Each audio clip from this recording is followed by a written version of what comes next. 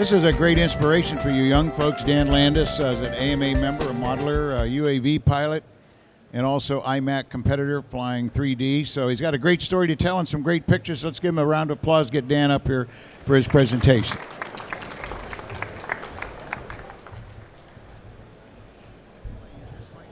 I'm good with this one. Hey guys, this is the second time I've done a speech, so give me a break if I have lots of ums and whatnot, but feel free to ask any questions that you want throughout the whole thing. It's not a problem. I'll go over a bit of my life, then I'll give you guys a slideshow, and like I said, just ask some questions. Feel free anytime, not a problem. So the title of my speech, how did I get here? Well, I was asked by Jeff if I'd come and give a talk on my life, and my life has been aviation forever. I was born in 1983, and I was born into a family of aviation. My grandfather flew in World War II, flew B-29s, flies models still today with us. My father also is a pilot. He also flies models. So it's really cool that I got to grow up in a family like that. The first question my father actually asked the doctor when I was born, not how is my son or anything like that, was how old until he can go in an airplane? The doctor turned to him, looked at him kind of strange and said, I guess about 6 months. Okay, Dad said that works, and then of course there was the obligatory, is how is my son and all that sort of stuff. And at 6 months old, I was strapped into my baby seat in the co-pilot seat in Dad's 182, and off we went and flew all over the Northeast for years until I got old enough to remember and was actually old enough to start flying with him. About 5 or 6, I guess, I started flying models with Dad. We'd go out to the field and he'd I'd sit on his lap, put the transmitter on my lap. I'd put my hands on the radio, and then he'd put his over on top of mine. That way, it was he could teach me how to fly essentially at the time, because it was pre-buddy box, and it worked very well, especially since I couldn't hold the transmitter at the time. And that was how I started. And as I got older, I would go off to the field with Dad and my grandfather, and we'd have a great time, and we'd go and fly. And I guess about 7 or 8, I'd go to the field with my grandfather. On no Wednesdays, he'd take Wednesdays off, so it was kind of cool. And I can remember he would take the airplane off, give me the radio, I'd get to fly around and just have a great time. And then I'd hand it back to him, he'd land. We'd go home in the midday, have lunch with Grandma, and then go back out to the field and do the same sort of thing. Now it's kind of funny because we'll go to the field, I'll take off, hand him the radio, he'll fly around and give it back to me, and then I'll land. It's kind of neat the way that worked out, and it's really something special for me that I get to enjoy that with my grandfather and father still.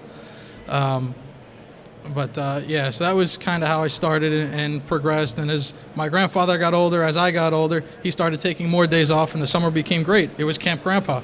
Didn't go to sports camp or any of the rest of that. I just always flew. So it was just always, with me and in my blood, and something that I really enjoyed doing. I guess now moving up about 9 or 10 was the first time my father asked if I'd be interested in going to a pattern contest. I said absolutely. I knew he always enjoyed it and had a great time at it, so figured we'll go and give it a shot. Off we went. I had a Goldberg Extra 300 with a YS 120. Off we went, got to the field, absolutely freezing cold, windy, nasty hurricane, and I was all nervous and petrified, and I haven't practiced this, that, and the other, and Dad's like, don't worry, just go fly, have fun. You know how to do a loop and a roll, and what's the worst that's going to happen? So off we go to start the airplane and take off, fly off 4 flights or whatnot that we had for the day. Find out at the end of the day when they gave us the scores that I won. Turned around, Dad, I won. I can't believe I won. That's great. Can we go to another contest? So off we went, and for the rest of the summer went to the contests and flew Sportsman at their novice at the time, and just kept going to these contests, and I never had to practice, which was great in the area. There was nobody else really flying novice. I'd go, I'd win, I'd get enthused and want to keep going.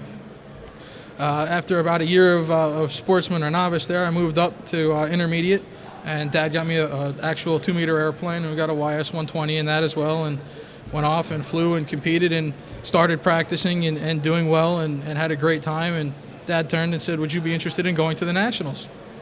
Absolutely. Let's give it a shot and go out to Muncie and see what it's all about, flying with everybody else and meeting all the big shots. And so I thought that was kind of cool. So 11 years old, off we go to Muncie, Indiana. get out there and meet everybody. And it was really neat getting to meet everybody that you read of in the magazines, Chip Hyde, Kirk Gray at the time, Sean McMurtry, getting to meet all those guys, and to where, you could pick up the phone and call them and they're actual human beings. They're not some crazy out there guy that you couldn't talk to. And so that was really kind of neat for me, and flew, had a great time, finished in the top 5. Came home. Next year, Dad asked if I'd be interested in going back in advanced. Yeah, let's give it a shot. Off we went, back to Muncie, to the Nats. Again, finished in the top 5, had a great time. Now we're going to, decided I really enjoyed the pattern, and that was definitely where I wanted to be. So I started practicing even more and started working on the Masters routine. By about now, I was about 15, and kind of sidestepping a little bit here, but I was also flying full scale for my entire life as I was brought up. So weekends were determined, we're half full scale, half models, and worked on the full scale stuff. And at about 14, I could have soloed if it was legal. Unfortunately, it wasn't, or fortunately, whichever way you want to look at it. 16 is the youngest you can be to solo. And on my 16th birthday, Dad asked if I was ready to go, along with my instructor, who was a good friend of ours. So we had it planned so I could do it on my birthday. Went off in the morning, and I actually got to solo Dad's airplane, the same airplane that I went for my very first flight in. I got to solo, so that was kind of neat and meant a lot, and I thought that was pretty cool. Next year, 17, and that's the youngest you can be to get your private pilot's license. And again, I was ready to go with no questions, no issue. And my instructor signed me off, went and took my check ride. And on my birthday, on my 17th birthday, in the same exact airplane I flew the very first time, got my pilot's license, and off we went and had a great time. And then that was pretty cool because, I was allowed to, my father is great. He always let me go and fly whenever I wanted. Get out of high school at 2 o'clock, call him up. Hey, Dad, can I borrow your airplane this afternoon? It's a beautiful day. I want to go and take all my friends flying. Yeah, no problem. Put fuel in it when you get back. Just be home before dark because you can't drive after dark.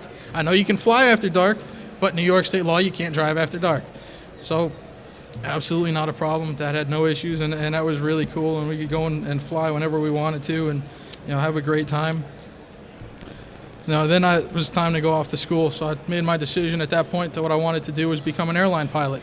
Thought that was pretty cool. Loved flying, loved aviation, so that was the next step in it.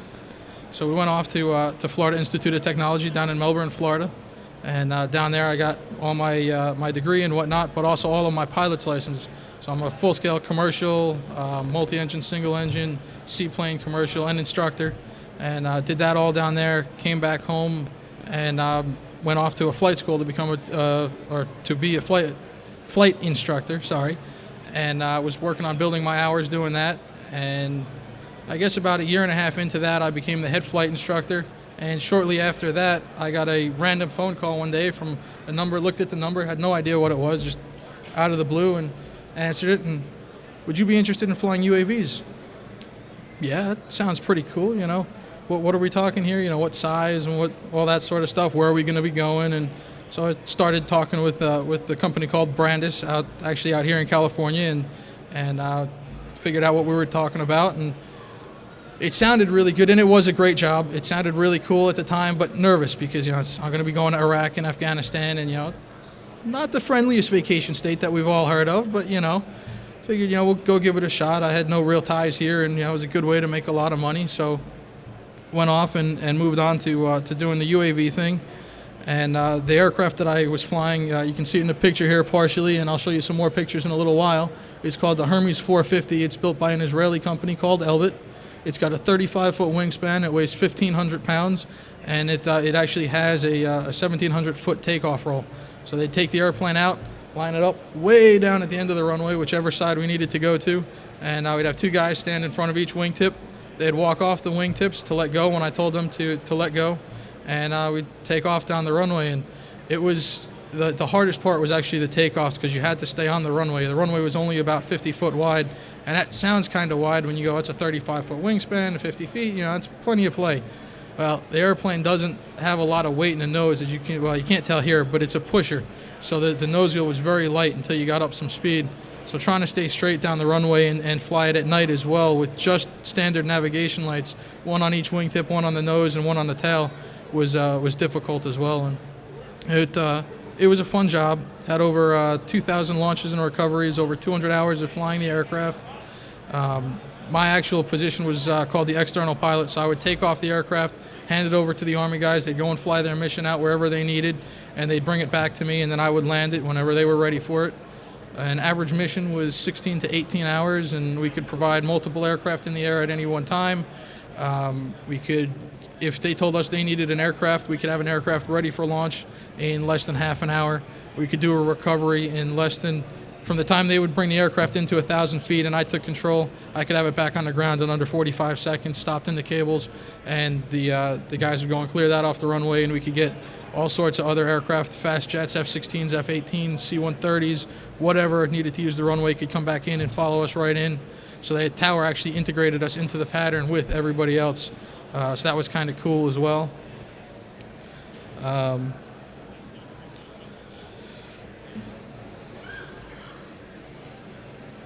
When I was starting the position, I was actually supposed to be deploying for 2 months on and then home for 2 months. Unfortunately, things didn't really work out quite like that, and my first deployment turned out to be just shy of 5 months, and that was a bit rough, being 22 and away from home in a military situation, living in a tent, having to walk 200 feet to the bathroom at 2 o'clock in the morning and all that sort. Wasn't the most fun, and not quite what I had initially planned, and it wasn't great starting out, but things got much better. And we also worked in Iraq. In Iraq we had actual permanent shelter rooms, which were much better.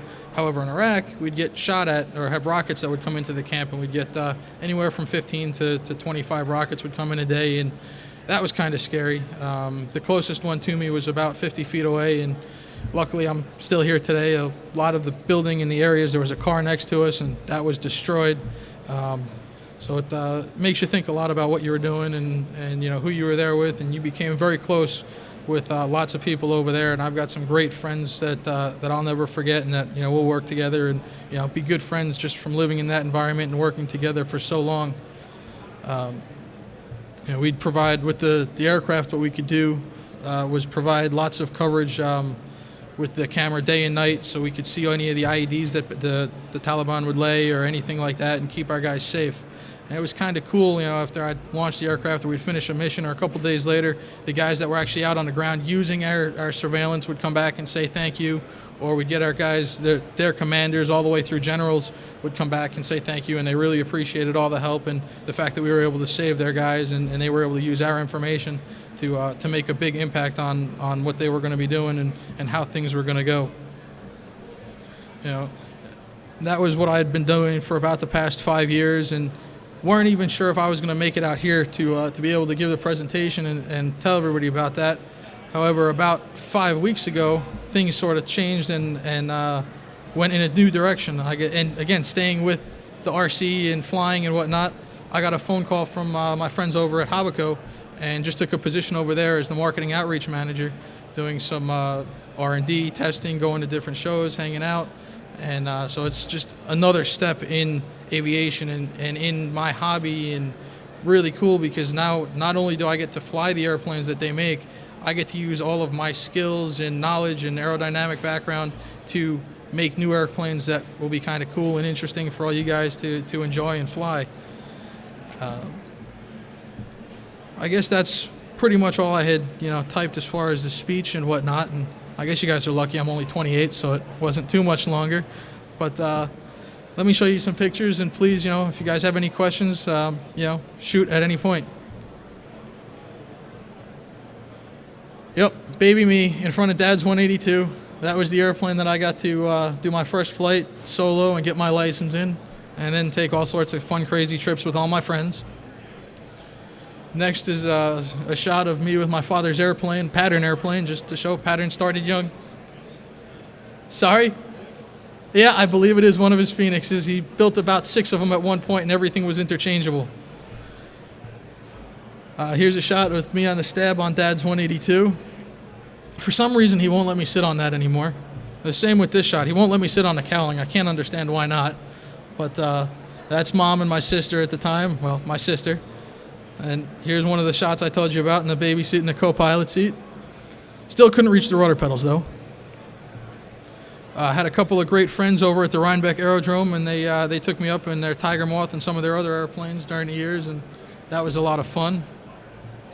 This is actually kind of neat shot. It's my grandfather, my father, myself, and the red, white, and blue extra there on the bottom was the one that I flew for my first contest, or the first Euro contest, and still have the airplane hanging up in the basement. Luckily, it's at Dad's house, so it's not taking up space at mine, but still have the airplane. We flew out to Oshkosh in the 182 a couple of times and camped out underneath the wing, which was kind of cool. Got to meet Paul Poberezny, the founder of the EAA. Just a neat shot with the Corsair that was out there.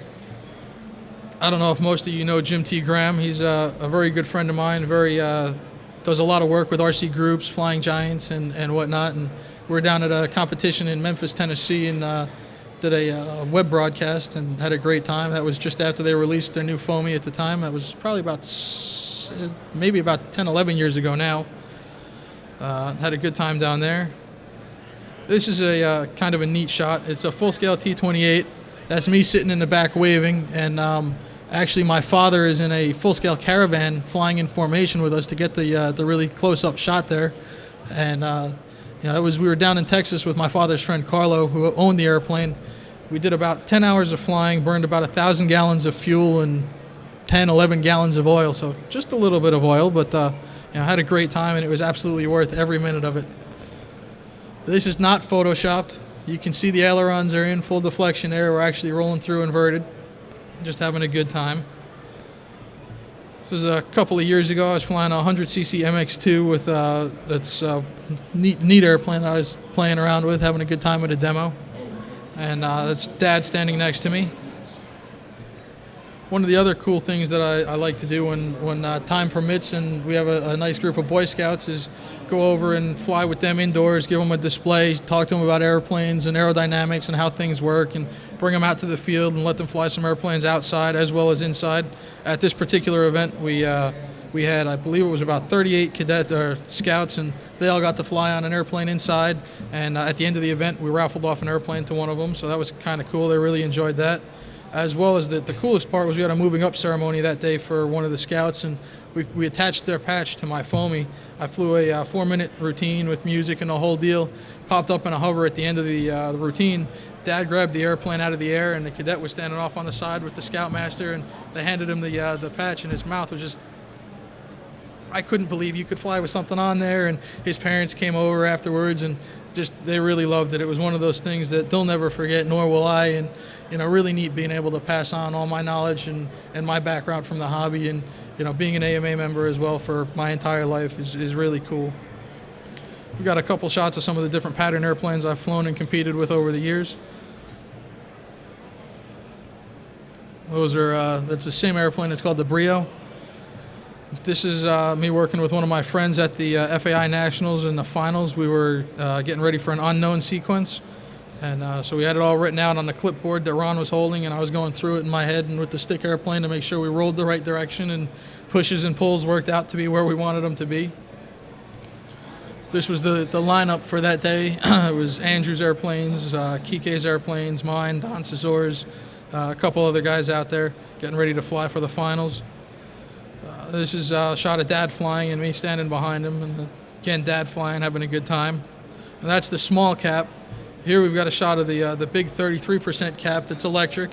It's got a Hacker A150 with about 15 horse or so in there with a 15S battery setup, and that'll fly for about 7 to 8 minutes and put out more power than a 100cc engine, which is kind of cool.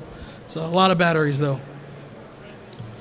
Just a neat shot of one of my big yaks. It's got a 4-cylinder 3W212 in there, and really a good flying airplane, a lot of fun, just like a giant foamy. I also work with a lot of the CAP students and cadets and done some full-scale work with them as well as some of the models, and they really enjoy it, and it's kind of neat as well getting to talk with them, and they have lots of questions going on as well about the being overseas and what it was like to be deployed. Here was actually I got to fly that Marchetti in a simulated combat situation out in New York at the flight school I was teaching at. They came in for a weekend and happened to have asked if they could borrow one of our rooms. So we let them use their room, and at the end of the weekend they had an open slot. One of the people had canceled, so they asked if I'd be interested in going for a ride. Who says no? So I was like, yeah, absolutely, let's go. So they did give me one caveat. The guy that I was flying against had never flown an airplane, let alone a small airplane or anything to do aerobatics. It was like, you got to let him win the first 2 combats. So you got to fly straight and level and let him come around behind you and shoot you down. Okay, so we did that the first 2, and then they let their instructor fly against me, and we had a good time. I think I got him on one of them, he got me, and then it was time to go back and play. But it was a lot of fun. It was absolutely worth it, and definitely something you guys should do if you can find the time. This was actually at the flight school as well. That was my first student that I soloed, Josh.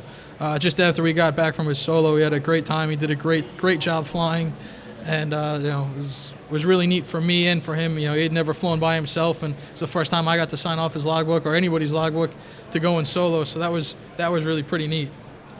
The next batch of pictures. This is out in Afghanistan.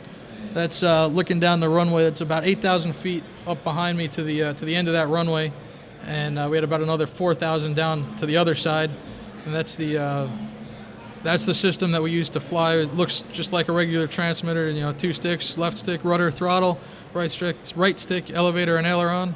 Had an air brake control, a trainer switch, so we could actually send control to a second box. So if I wanted to do any training, I actually became the head pilot there as well, and would do some work with some of the guys, making sure everybody was current and up to speed on everything. You take the plane up 1,000 feet? Correct. I would take off and climb to 1,000 feet.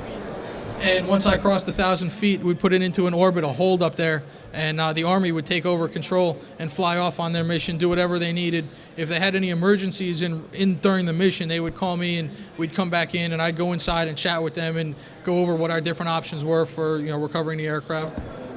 Where was the pilot located? They were actually only about 300 feet behind me. Yep, different system, not the Predator, not flown from over here. The Predator system is actually flown. The takeoffs and the landings are done in theater. The problem with the SatLink is it's too slow of a connection. So my system had about a half a second lag on it, but when you go through the SAT system for the other systems, it was about a 2 or 3 second lag. So you can imagine trying to take off and make a small correction, and you're making corrections back and forth, and the airplane's not getting it for a couple of seconds. Would be kind of weird. The next shot here is, like I was saying, we had two boxes. The primary on the left that I would fly with, and the one on the right if I was doing any work with a student or whatnot, or if we had a failure. And it wasn't uncommon in the situations and the locations we were in, the harsh situation, or location rather, we'd get dust and everything into the gimbals and the pots, and they would wear out and they would go bad just in the middle of a flight. And you can't unscrew the system once you've taken off. It'll give you a big failure message.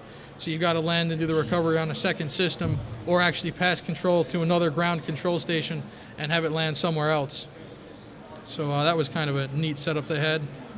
This is, like I was explaining before, the aircraft getting ready to go for a launch. They've got the 2 guys on each wingtip and the extra guy on the side. He's got the radio that's connected to my internal pilots, and I'd have a headset on with an open mic. We'd make sure we got cleared from tower. I would say, yep, I'm ready to go, release the aircraft. They would go to the guy on the right. He would give the other 2 guys holding the wingtip a signal. They would walk off the sides. I'd watch them walk out of the way, take off, accelerate, add the throttle, accelerate down the runway and climb out. However, at night it was a little bit more difficult because I couldn't see the guys. So what we would do is they'd actually stand in just a touch closer, and when I'd see the nav lights on the wingtips flicker, I'd know that they were clear of the wing and could hit the throttle and start my takeoff roll and climb out. There we go on the climb out, and what you're actually looking at between the landing gear there is the arresting hook. We had no brakes on the aircraft. We'd use the arresting hook to come to a stop. We'd catch a cable about 200 meters just past myself, and that would bring the aircraft to a stop nice and easy. Just climbing out again. It's coming in on final just over the runway. You can see the air brake is deployed there right in the middle of the wing. Looks like a little license plate, and that's about as big as it was and did about as much as a license plate would do. So not a whole lot, but it was there. Just about to touch. Now I'll throw you guys and I'll land from the other side.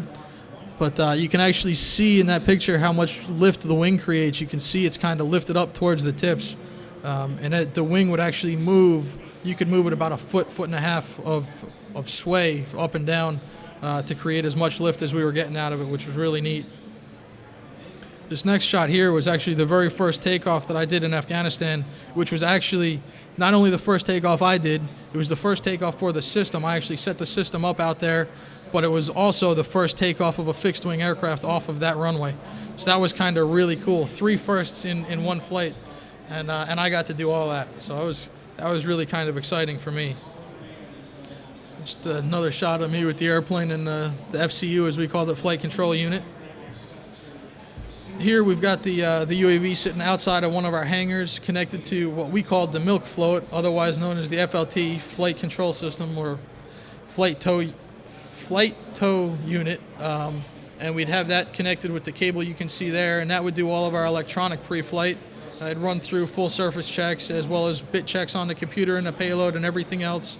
And once that passed, we would go out and do a regular pre-flight like you do on a regular full-scale airplane and make sure nothing looked like it was missing, or flat tires or leaking fuel or oil or anything like that. We'd give them the thumbs up. They'd go and finish their prep work and get the engine started. We'd coordinate with Tower for a launch slot, and we'd get clearance onto the runway, tow it out, and get ready to do our launch. So the next couple shots are going to be some of the stuff that I saw around base.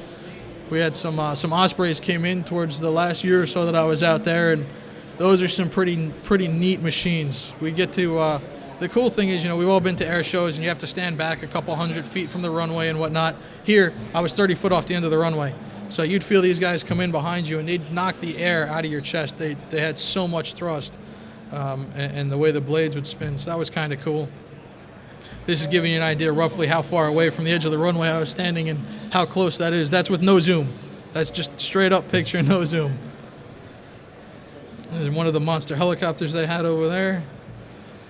One of the C-130s going past us. That was how we go in and out of theater, either on a C-130 or a C-17, and that was pretty cool. We got to, one of the times out of theater, I got to sit in the jump seat on the C-17 and talk to the pilots and put the headsets on, and it was pretty cool getting to hear who they're talking to and the way that the difference between military talk and the way they were talking in theater versus once they got out of theater, and the way that I talk to approach and tower when I'm flying and stuff. It was really kind of neat and interesting to see the different ways that was all done. Neat evening shot. We had the sun going down and one of the big helos taking out some stuff to one of the FOBs, or forward operating bases, with all the guys out front doing the really hard work, giving them lots of credit.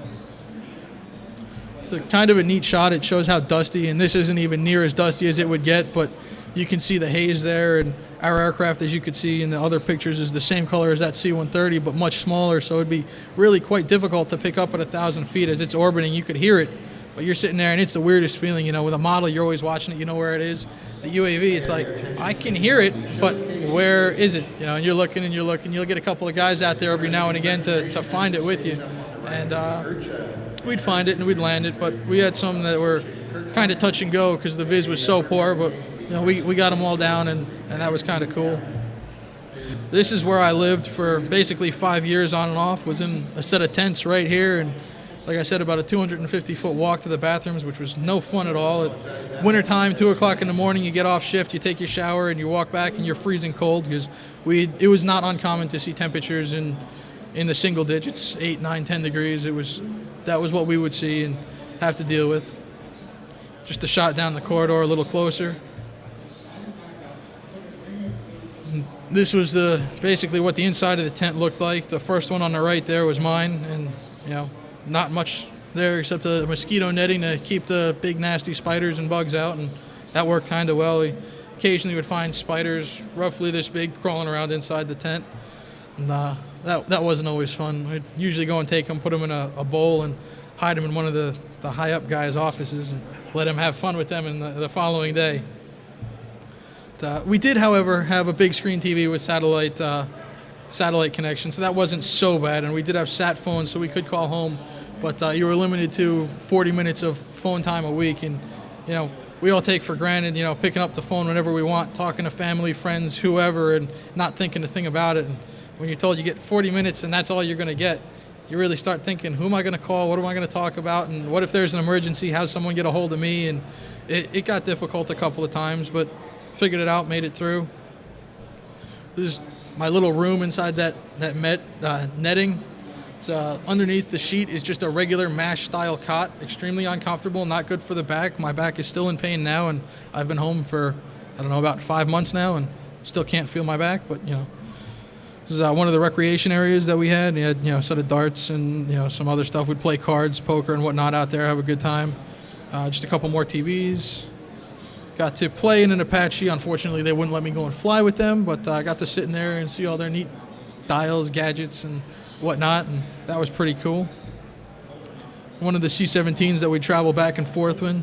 One of the neat stories the pilots were telling me was when they go in and out, when they're empty, they'll have competitions with each other and see who can take off and land the airplane that day in the shortest amount of space. And so they get some pretty neat verticals on the takeoffs, and they touch down on the landings and hit those thrust reversers, and you feel like you're going to fly through the front of the airplane. You need seatbelts on, you're just going forward. It was kind of neat.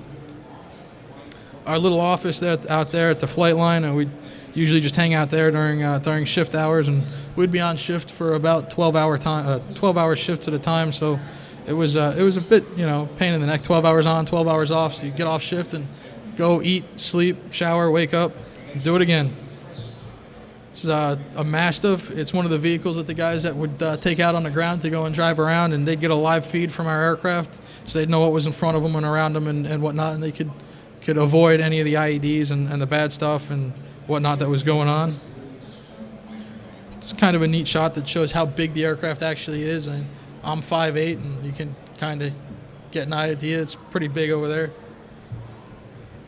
This was just me having a good time last year at one of our local fields. And that's Dad's airplane since we've had it repainted. Actually Dad holds a fun fly once a year up by us, and so I convinced him to let me fly his airplane in because it's at a full-scale airport, and him to drive my trailer there, 2-hour drive, 20-minute flight. Convinced him to take the truck and the trailer and drive, and I flew down with the airplane. And I did offer to let him fly home, but he was going to drive, so I got to take the airplane back home and had a great time, and really enjoyed. And like I said, the AMA has been a big part of my life, and flying, as well as my father and grandfather have always been there, and my whole family has always supported everything I've done in the hobby as well as the jobs. And they're all back in New York, and it was, again, difficult because I moved out to Champaign, Illinois, but making it work and having a great time. Thank you, guys. I hope you enjoyed. If you have any questions, please. Any questions for Dan? Anybody have a question before we let him go?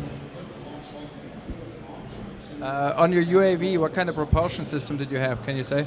It was a Wankel rotary. It was a Wankel rotary with 50 horsepower. The system, or the engine, weighed about 80 pounds. Had a 57-inch propeller, aluminum propeller. Any other questions? I'm sorry? How hot did you get?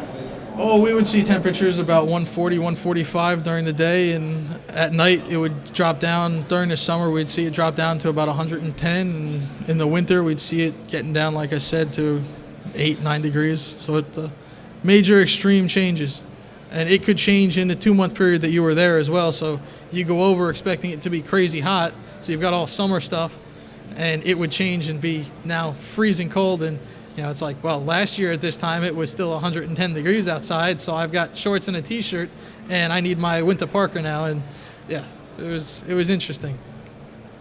I was just curious what you thought might have happened with that North Korean incident.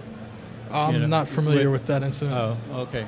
With the aircraft that went down, or they took down, or something like that. With Anyway. the UAV? Yeah. I don't think that was actually a UAV that went down. Oh. I think that was a mock-up that they made. I've seen the real one, and it doesn't have enough of the same markings, and it doesn't look the same. If you go and find some pictures online when they initially released the blurb about it being in Kandahar, and look at the pictures that were on the initial release, as well as the pictures from there, to me, it doesn't look the same. The intakes for the engine, the exhausts for the engine, not the same. But that's just my opinion. Yeah, I was just curious. Yeah, Did your sister fly too? I'm sorry? Did your sister ever She fly? does fly, just general sport aircraft, and has a good time, and she can take off and land the full-scale airplane if push comes to shove. It's not one you want her to do, but yeah, it was important that we always knew how to fly just in case. Any other questions? What kind of sensing devices could see IUDs? We had regular day cameras that were absolutely incredible. I mean, we could read your license plate from way higher than you would believe. So we could actually see if the terrain or the ground was actually moved. We'd overlay pictures, current pictures on previous pictures, and we could see if the dirt had been moved, as well as we had IR. So if dirt had been moved, it'd be a different temperature from what it would normally be. We also had a laser targeting sensor, so we could designate a target for any of the military aircraft and call in strikes. And it was kind of neat watching F-16s or B-2s and all that fly underneath us, drop their ordnance, and disappear off the camera again. Any other questions? Okay, how about a nice round of applause for Thank doing you, a guys. great job for us today. Thank you.